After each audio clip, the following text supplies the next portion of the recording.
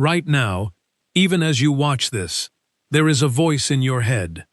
It might be reading this video's captions back to you as you hear them. It might be forming an opinion about what is being said. It might be jumping 3 sentences ahead, predicting where this is going, planning how you feel about it before it even arrives. It is there right now. It has been there your entire waking life. It has been with you in every embarrassing moment, every decision that kept you up at night, every conversation you rehearsed before it happened, and replayed after it was over. And you have probably never once stopped to ask the most obvious question about it. Where did it come from? The answer involves a Russian psychologist from the 1930s. A series of brain scans that revealed something completely unexpected about how your inner voice is built, and a discovery, published in the journal Psychological Science, that changes exactly how you should be using that voice the next time your life gets difficult. By the end of this, the voice in your head will never feel quite the same. But first, here is the thing that should genuinely unsettle you. That voice running in your head right now is not something you were born with. You built it, piece by piece, word by word, out of every conversation anyone ever had with you, starting from the first moment another human being spoke in your direction. And the proof of that is something you can watch happen in any preschool classroom in the world, at any moment of any school day, if you know what you are looking for. Watch a 4-year-old trying to assemble a puzzle they have never seen before. They pick up a piece. It does not fit. They pick up another one. They say out loud, to nobody in particular, "This one is too big. Try the small one. There." No one is listening. No one is supposed to be listening. The child is not talking to you. They are talking to themselves, out loud, because the tool they will eventually use to think silently has not gone underground yet. You can hear it operating in real time. Soviet psychologist Lev Vygotsky watched children doing exactly this in the 1930s and understood what he was seeing in a way that no one before him had. He called it private speech, and he made a prediction so precise that modern neuroscience has spent 90 years confirming it. Vygotsky argued that the voice in your head is not something the brain generates independently. It is the social world, turned inward. Every conversation you were ever part of, every instruction an adult ever gave you, every time someone used words to guide your behavior, all of it was slowly being absorbed, replicated, and then directed back at yourself. The voice talking to you inside your own skull is, in its deepest structure, a voice that learned to speak by listening to other people. Around age 3 or 4, children speak to themselves constantly and openly. By ages 7 or 8, that running commentary has almost entirely disappeared from the outside. It has not stopped. It has gone underground, contracted into something quieter and faster and entirely private. The same cognitive process that once needed to be narrated out loud is now happening inside, compressed, abbreviated, running at the speed of thought. That is your inner voice. It is private speech that finally learned to stay private. But knowing where it came from does not tell you what it actually is, or what your brain is doing when it runs. Researchers at Durham University and their collaborators, including Professor Charles Fernyhough, have spent years scanning brains while people engage in inner speech. What they found overturned a straightforward assumption. When you talk to yourself in your head, the same brain regions that activate when you speak out loud activate when you speak inwardly. Broca's area, located at the front of the left hemisphere and central to language production, lights up in neuroimaging studies of inner speech almost identically to how it lights up during actual spoken conversation. Your brain does not clearly distinguish between talking to someone else and talking to yourself. It runs very similar neural machinery for both. This means the voice in your head is not a passive observer of your own thoughts. It is an active production.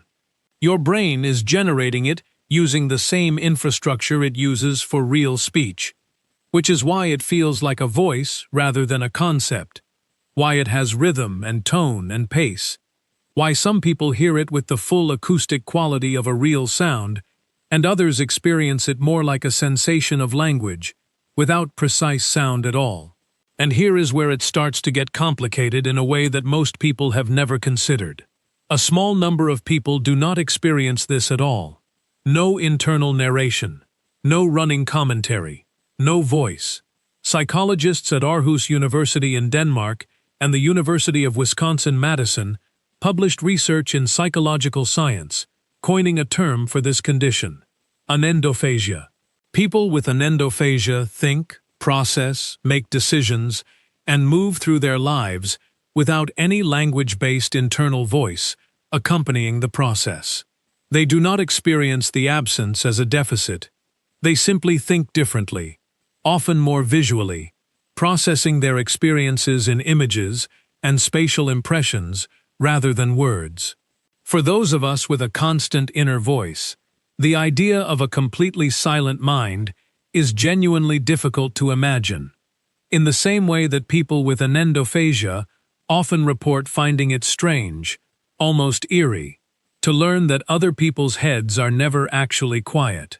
This single fact reveals something important about your inner voice that most people never realize.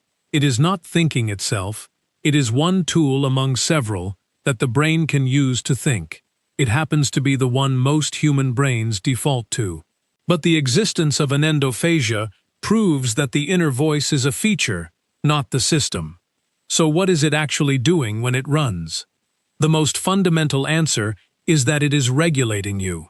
Not in a vague motivational sense, in a precise, measurable, neurologically verifiable way.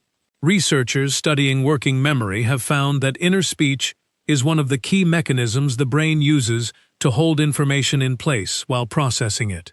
When you repeat a phone number to yourself before writing it down, you are using inner speech as a buffer, a temporary storage loop that keeps information active long enough to be used. When you run through what you are going to say before a conversation, you are using inner speech to simulate a social interaction in advance, testing probable outcomes, rehearsing responses, preparing your nervous system for a scenario before the scenario actually arrives. When you replay an argument after it is over, examining what was said and what you wish you had said, you are using inner speech to extract information from an experience, to process it, to update your model of how that kind of situation works. Your inner voice is doing cognitive housekeeping every hour of every day, without you noticing it is happening. The moment you notice it, you have caught the machinery in the act. But there is one function of inner speech that researchers at Michigan State University and the University of Michigan have been studying, and their findings, published in Nature's Scientific Reports journal, reveal something about your inner voice that you can use starting today. The way you address yourself inside your own head changes your brain's response to stress in a measurable, immediate, neurologically confirmed way. When most people talk to themselves about a difficult situation, they use the word I. I cannot believe I did that. Why am I so anxious about this? What am I going to do? Psychologist Ethan Kross of the University of Michigan's Emotion and Self-Control Lab calls this immersed self-talk. You are inside the experience, addressing it from the center of it, with no distance between yourself and the feeling. Researchers measuring brain activity during immersed self-talk found that the emotional centers of the brain, particularly regions associated with stress and self-critical processing, stayed highly activated. The voice inside the head, narrating in first person, was intensifying the emotional experience, rather than helping the person step back from it. Then the researchers tested something subtle. They asked participants to reflect on the exact same stressful experiences, but using their own name or the word you instead of I. Not out loud, silently, inside their heads. The same inner voice, the same thoughts, but addressed from a slight grammatical distance. The brain's emotional response dropped measurably, and it dropped almost immediately. Participants who said, "Why is Sarah upset about this?" instead of, "Why am I so upset about this?" experienced less emotional reactivity than those who used first person, without any additional cognitive effort, without therapy, without breathing exercises, without anything except the shift of a single pronoun. Jason Moser, associate professor of psychology at Michigan State University and one of the lead researchers, described the mechanism directly. Referring to yourself in the third person leads the brain to think about itself more like it thinks about another person, and you are naturally better at giving calm, rational advice to other people than you are at applying that same rationality to yourself. The inner voice, speaking your own name back to you, tricks the brain into the more objective stance it naturally adopts toward others. Julius Caesar wrote about himself in the third person. LeBron James has spoken publicly about using his name in his own internal coaching. Ethan Kross himself describes using this technique. None of them are being strange or narcissistic. They are using the inner voice as a precision tool for self-regulation, rather than letting it narrate unchecked from inside the emotion. Here is what all of this means when you hold it together. The voice running in your head right now started as the voices of other people. It began as someone saying, "Put the block here," or "That is dangerous," or "Try the smaller piece." And your young brain, absorbing language and using it to guide your own behavior, slowly brought those external instructions inside. By the time you were 7 or 8, they had gone completely underground. What was once a child narrating a puzzle out loud in a classroom became a continuous private stream that has been running inside you every waking hour of your life since then. It helps you hold information in place. It runs social simulations before you walk into difficult rooms. It replays experiences to extract information from them. It narrates your decisions in real time and second-guesses them immediately afterward. When you are about to send a message you are not sure about, there is a voice saying, "Send it," or "Delete it." When you walk into a room you are nervous about, there is a voice already preparing an exit. When something embarrassing happened 3 years ago, and you still think about it at random moments, there is a voice that keeps the file open. And the research from Michigan State and the University of Michigan tells you something precise and actionable about that voice. The moment you catch it saying, "Why am I such an idiot?" or "I cannot handle this," you have a choice that will register differently in your brain depending on which one you take. You can stay inside it, I, at the center, the emotional heat fully on. Or you can take the grammatical step back. Address yourself by name. Ask what that person should do next. The brain, in those moments, responds measurably differently to each option. The voice in your head has been running since you were 4 years old, first out loud, then inside. It built itself from every word anyone ever directed at you and made itself into the most constant companion you will ever have. It is there in the middle of the night, when nothing else is. It is there in the moment before every decision that matters. You did not choose to have it, but you have more control over how it operates than most people ever discover.